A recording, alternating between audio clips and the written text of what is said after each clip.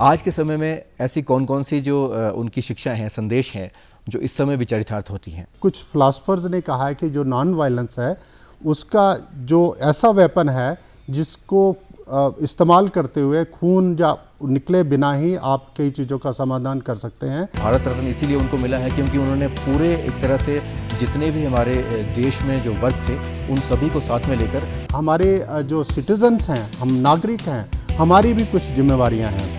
हमारे अगर संविधान ने हमें राइट्स दिए तो हमारी ड्यूटीज़ भी हैं। डीडी हिमाचल के इस विशेष कार्यक्रम में आप सभी का स्वागत है। कार्यक्रम के इस अंक में मैं हूं आपके साथ दीपक शर्मा। आज का ये विशेष कार्यक्रम है क्योंकि आज हम विशेष दिवस के बारे में चर्चा करने जा रहे हैं और आज जो दिवस मनाए जा रहे हैं वो है जैन धर्म के 24वें तीर्थंकर महावीर जयंती और साथ ही आज मनाई जा रही है भारत रत्न संविधान निर्माता डॉक्टर भीमराव अंबेडकर की भी जयंती। इन दोनों विषयों पर चर्चा करने के लिए आज हमारे साथ स्टूडियोज़ में उपस्थित हैं वरिष्ठ पत्रकार और इंडियन एक्सप्रेस के पूर्व bureau chief doctor Ashwini Sharma. Ashwini ji, आपका बहुत बहुत स्वागत है कार्यक्रम में। इससे पहले कि हम आगे बात करें कार्यक्रम में कि महावीर जयंती की कौन कौन सी शिक्षाएं हैं, आज के समय में ऐसी कौन कौन सी जो उनकी शिक्षाएं हैं, संदेश हैं, जो इस समय भी चरितार्थ होती हैं?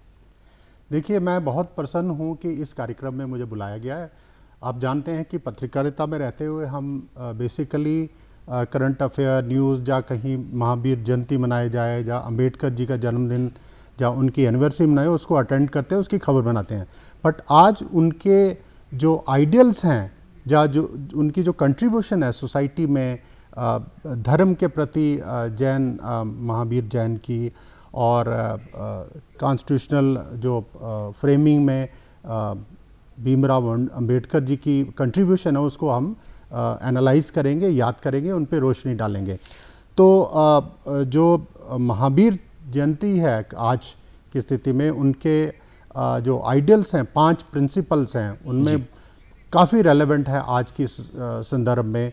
जैसे कि उन्होंने अहिंसा का प्रचार किया, ट्रूथफुलनेस का प्रचार किया और हमें डिटैचमेंट, हमें जो दुनिया की अट्रैक्शंस हैं उसके परे होके भी अपने को स्पिरिचुअल अटेनमेंट के लिए, सोसाइटी के लिए काम करना है।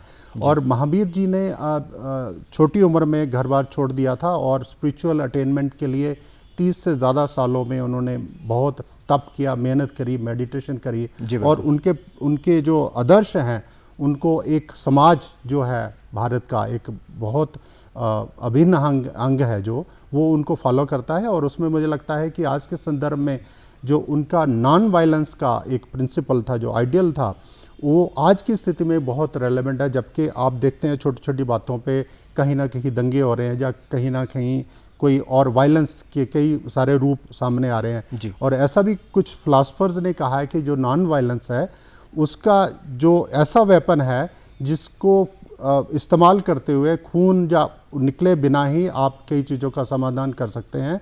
और आगे चलते हुए आपने देखा होगा फ्रीडम मूवमेंट में महात्मा गांधी ने इसी का अनुसरण किया और अचीवमेंट भी हुई, हमें स्वतंत्रता मिली। और अहिंसा का तो एक बहुत ही अच्छा गुण है जो कि हमें हर आदमी को ज़िंदगी में ढालना चाहिए। लेकिन आपने बताया कि 30 सालों की उनकी तपस्या थी, तो आज के समय में क्या आपको लगता है कि आज का युवा वर्ग या फिर आज के जो लोग हैं वो इतनी ज़्यादा तपस्या करने के लिए आतुर होते हैं? क्या वो इस लेवल तक के लिए, अपने किसी भी मुकाम को हासिल करने के लिए, क्या वो इतनी तपस्या करने के लिए तैयार रहते हैं?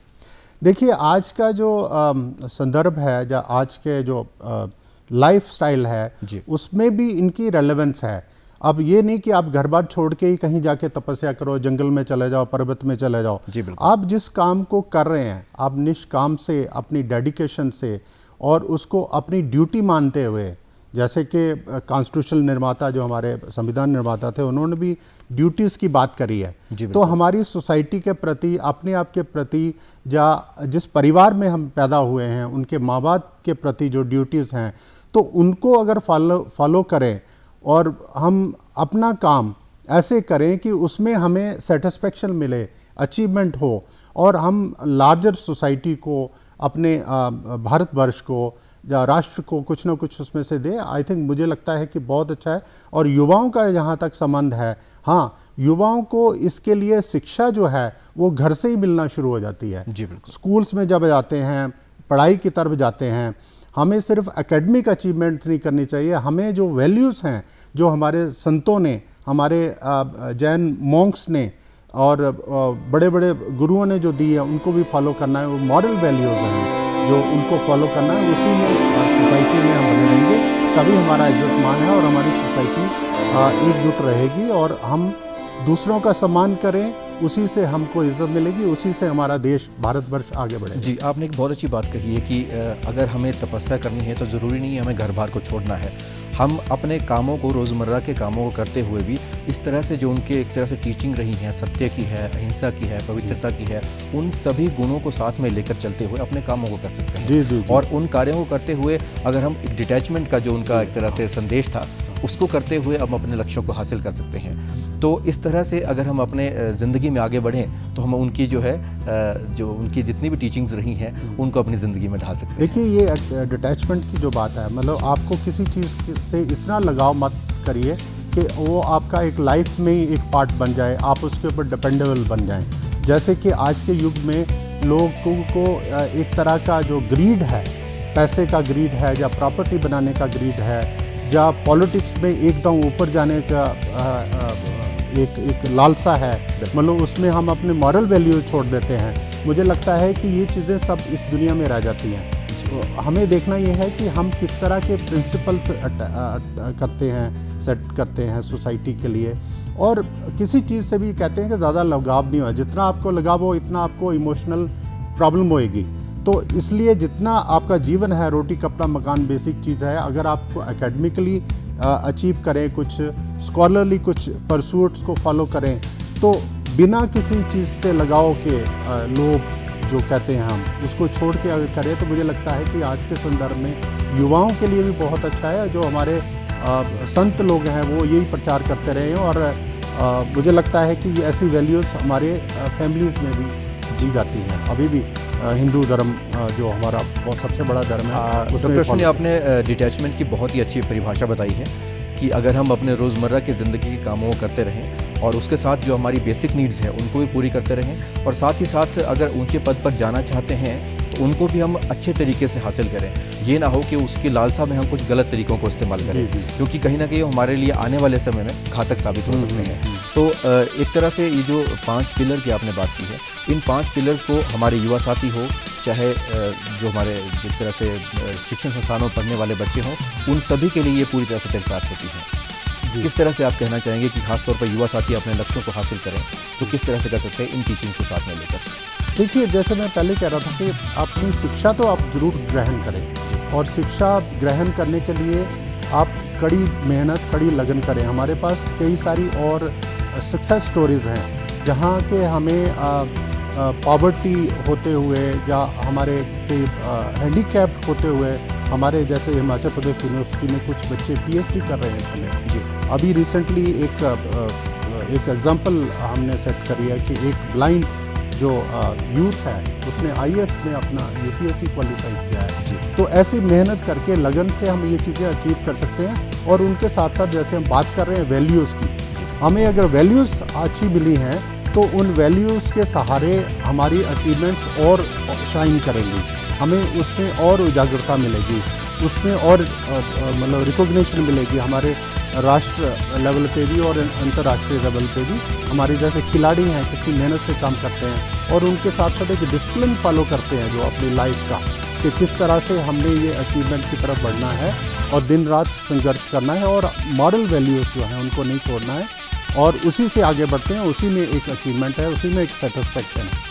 जी, बहुत अच्छी बात आपने कही है कि हम अपने मुकाम को ज़रूर हासिल करें, लेकिन मॉरल वैल्यू है उनको भी हम साथ में रखें। अब बढ़ते हैं अंबेडकर जयंती की ओर। सामाजिक जो समरसता का उन्होंने एक तरह से संदेश दिया है, और भारत रत्न इसीलिए उनको मिला है क्योंकि उन्होंने पूरे एक तरह से जितने भी हमारे देश में जो वर्ग थे उन सभी को साथ में लेकर और एक छोटे से परिवार से उठकर उस मुकाम को हासिल किया, जिसमें और एक आइन, एक संविधान जो है हमारे सामने प्रस्तुत किया, जिसमें आज हम सामाजिक समानता का जो रूप देख सकते हैं। अंबेडकर जयंती पे आप क्या खास कहना चाहेंगे? देखिए, अंबेडकर जी को जितना मैंने पढ़ा है या उनको थोड़ा रिसर्च किया है, बहुत ही साधारण परिवार में पैदा हुए थे। उनके पिताजी मेरे ख्याल आर्मी में, फौज में थे उस समय की जो ब्रिटिश इंडिया फौज थी उसमें थी। और ये काफ़ी सारे भाई बहन थे, मुझे लगता है कि 10 या 14 भाई बहन थे। उनमें से एक ये युवा थे जिनकी लगन इतनी स्ट्रांग थी कि जब इन्होंने अपनी 10वीं की परीक्षा पास करी तो सारे समाज ने, जो क्योंकि दलित वर्ग से, उस दलित वर्ग ने उसको सेलिब्रेट किया था, उसको चीयर अप किया था। और उसके बाद इन्होंने इतनी मेहनत करी और उसके अंदर अगर इनकी आप ऑटोबायोग्राफी या इन पे जो लेख लिखेंगे अगर पढ़ो तो इनको भी जो है ना अनटचेबिलिटी, जो उस समय एक बहुत एक ईवल थी हमारी सोसाइटी में, अभी भी कुछ लोग उसको फॉलो करते हैं, बहुत बुरी बात है, उसको भी फाइट किया। अगर स्कूल में क्लास में कक्षा में बैठते थे तो इनको उस बर्तन से पानी नहीं दिया जाता था जहाँ के दूसरे बच्चों को पानी दिया जाता था। ऐसे व्यक्ति उन्होंने संघर्ष किया और उन्होंने ये ऐसा भी लिखा गया है कि भारतवर्ष में ये पहले डॉक्टरेट थे जो लंदन स्कूल ऑफ इकोनॉमिक्स में जाके उन्होंने डॉक्टरेट करी और बाहर जाके पढ़ाई करी। हालांकि उनको स्कॉलरशिप मिला था, तो फिर भी वहाँ तक पहुँचने के लिए भी एक बहुत साहस चाहिए, उसके लिए लगन चाहिए। और ऐसे परिवार से आके जहाँ के कई सारी चीज़ें नहीं थी, उन्होंने उसके बावजूद भी मेहनत करके वो अचीवमेंट, अपना स्थान प्राप्त किया। जी बिल्कुल, आपने बहुत अच्छी बात कही है कि एक साधारण परिवार से उस मुकाम को हासिल करना एक बहुत बड़ी बात होती है, और ख़ास तौर पर दलित परिवार से संबंध रखने के बावजूद। लेकिन जो संविधान में उन्होंने सामाजिक समरूपता का, जो एक समरसता का जो एक तरह से संदेश दिया है, आज़ादी के बाद आज के परिप्रेक्ष्य की अगर हम बात करें तो हम कहाँ तक पहुँच पाए हैं उस चीज़ को एक तरह से फॉलो करने में? देखिए, हमारा जो संविधान है एक हमारा गाइडिंग स्पिरिट है, उसी से हमारी जो डेमोक्रेटिक सेटअप है इस देश में, उसी के अंदर वो डेमोक्रेटिक सेटअप चल रहा है। इलेक्शंस होते हैं और पीसफुल ट्रांजिशन ऑफ पावर। आप दूसरे कई कंट्रीज़ में देखो पड़ोस की, कि किस तरह से वहाँ पे सत्ता परिवर्तन होता है। हमारे यहाँ इस तरह का कभी ऐसे नहीं हुआ। इलेक्शन पीसफुल होते हैं, वोटिंग होती है, जो चुना जाता है उसको सत्ता में आने का अधिकार है, और उसको ये भी अधिकार है कि जो हमारा संविधान है उसको फॉलो करें और उसके जो प्रिंसिपल्स हैं उसको इन टोटो वो लागू करें और अपने आप में भी उन चीज़ों को डालें। और हमारे जो कोर्ट हैं, हाई कोर्ट है, सुप्रीम कोर्ट है, इन जो संविधान के जो आर्टिकल्स हैं एक एक को उनको इंटरप्रेट करते हैं, उनको लागू करते हैं। उसके साथ साथ हमारे जो सिटीजन्स हैं, हम नागरिक हैं, हमारी भी कुछ जिम्मेवारियां हैं। हमारे अगर संविधान ने हमें राइट्स दिए तो हमारी ड्यूटीज़ भी हैं। तो ये जो हमारे अंबेडकर जी थे जिन्होंने जब फ्रेम किया तो देखो उस समय कितनी मेहनत करी होगी कि उनको ये बदलते परिरूप को भी ध्यान में रखा और आने वाली पीढ़ियों के लिए को ध्यान रखा, युवाओं का ख्याल रखा, और जो डिप्राइव्ड सेक्शन थे उनको किस तरह से उठाना है, उनको किस तरह से शिक्षा देनी है और किस तरह से उनका इलेक्टोरल प्रोसेस में, डेमोक्रेटिक सेटअप में इन्वॉल्वमेंट हो, ये उन्होंने उस समय ही विजुलाइज कर दिया था और उसको लागू किया। और भारतवर्ष में एक बहुत स्ट्रॉन्ग डेमोक्रेसी है और जिसको हमारा विश्व जिसकी तारीफ करता है और उसको फॉलो करता है। जी बिल्कुल सही बात है, और ये एक तरह से उसी संविधान की वजह से हो पाया जिसके वो निर्माता थे। अगर हम बात करते हैं संविधान की, तो संविधान में अधिकारों की बात दी गई है, अधिकारों के साथ साथ कर्तव्यों की बात भी की गई है। आज के समय में युवा वर्ग की अगर हम खास तौर पर बात करें, क्या अपने कर्तव्यों के प्रति इतना सजग हम हैं? क्या लगता है आपको? देखिए, ये जो कर्तव्य वाला पार्ट है कि कॉन्स्टिट्यूशनल अमेंडमेंट बाद में आई है जी, क्योंकि ओवर द ईयर्स जब हम डेमोक्रेटिक प्रोसेस से गुजर रहे थे, राज्यों में सरकारें थी, दिल्ली में जो सेंट्रल गवर्नमेंट हमारी जी, तो उन्होंने एक तरह से रियलाइज़ किया कि हम बात करते हैं कि हमारे राइट्स क्या हैं, हम उन राइट्स को इन्फोर्समेंट की बात करते हैं, कोर्ट में जाते हैं, बट हमारी ड्यूटीज़ क्या हैं, और ड्यूटीज़ के अंदर हमें कुछ बाइंडिंग्स हैं, और ये बाइंडिंग्स मॉरल बाइंडिंग्स हैं। हमें अपने आप को morally we have to remain committed to those values.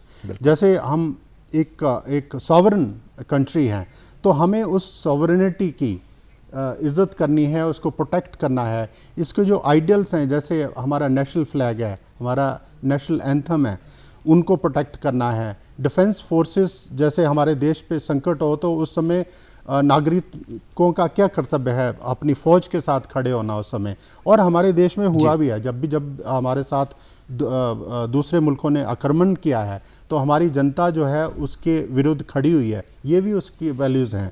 Total ये 11 ड्यूटीज़ हमें दी गई हैं। एक ड्यूटी जो है एंड में बाद में ऐड की गई है, वो है कि अगर हमारे घर में बच्चे हैं तो उनको बच्चों का पालन करना, उनको शिक्षा देना भी और उनको उनकी परवरिश करना अच्छे से, ये भी एक फंडामेंटल ड्यूटी आ गई। बहुत बढ़िया जानकारी आपने डॉक्टर अश्विनी दी है। और सामाजिक समरसता की बात हो, फ्रीडम ऑफ स्पीच की बात हो, चाहे हमारे कर्तव्यों की बात हो, ये तमाम जो एक तरह से बातें हैं हमारे संविधान में दी गई हैं। और आज अंबेडकर जयंती के उपलक्ष्य पर आज हमें इनको अच्छी तरह से, ये नहीं है कि सिर्फ एक ही दिन समझना है, इनको रोज़मर्रा की ज़िंदगी में भी हमें ढालना है। आपने बहुत ही अच्छी जानकारी आज हमारे दर्शकों को दी। कार्यक्रम में आपका बधाने के लिए बहुत बहुत धन्यवाद।